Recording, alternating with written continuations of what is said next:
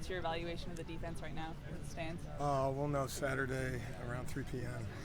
I think it's obviously our first game week together. It's just a lot of firsts, and so you wish it wasn't, so you had more familiarity. How are we going to take the field on a Saturday at 3 o'clock? Those are the things you don't know. But we'll have 11 guys ready. We're trying to get 22 guys ready. And we got to make sure we maximize the final 48, tomorrow. But preparation's been pretty good, We'll watch today, so the bad plays stand out. Hopefully there weren't as many as I think, but no, we got to make sure that we handle the final 48 hours. It can be a real advantage for teams. It sounded like you were concerned about Russian a little bit. How do you feel about that position right now? Yeah, I think for the most part, guys have gotten healthy, gotten some reps. I mean, it's trial by fire because you just don't have those. There's a reason you have practice, right? And if you're not involved in it, it's really hard to get better when you're not on the grass. But credit goes to Coach Mann. He's great at what he does in terms of getting those guys up to speed mentally and those things, and physically done a nice job for the last few days. And like I said, these final 48 hours, got to make sure, mental as much as anything, that these guys are ready to go, not just at that position, but all across the board. We've heard Lincoln reference a few times, arrival in Oklahoma, how quick you turn things around. How is this building job compared to that? Has it been more of a challenge? Any similarities?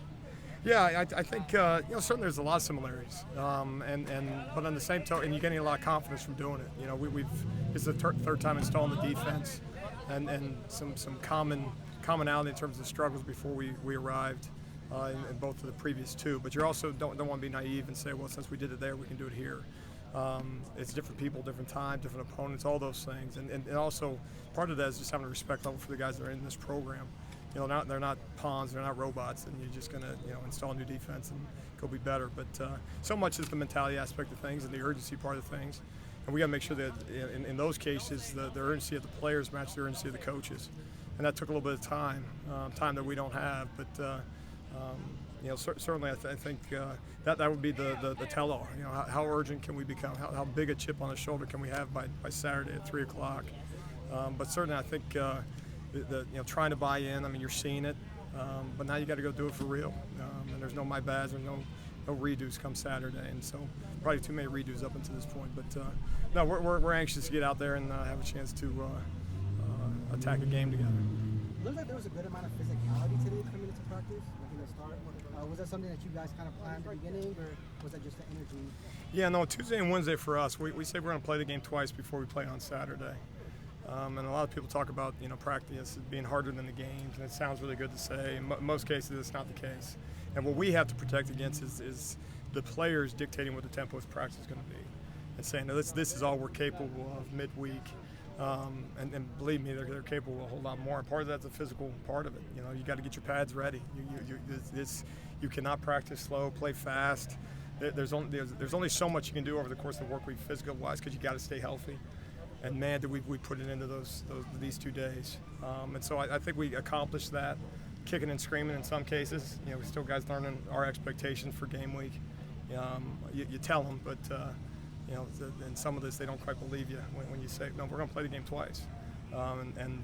So it's what we believe in, and then you back off on Thursday and Friday, and now the mental thing goes through the roof. If we can't stretch it physically, we're going to stretch it mentally. So we don't even take any days off, and so we got a lot more to accomplish this week.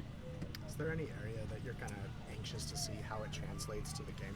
Yeah, I think as much as anything, just the adversity. We tell the guys on Friday that the one thing that you promise on Saturday is adversity. You don't know when it's going to come. You don't know how much it's going to come, but ultimately you're in control of how you respond to it. And that's something we haven't been in. We haven't been in that fight together.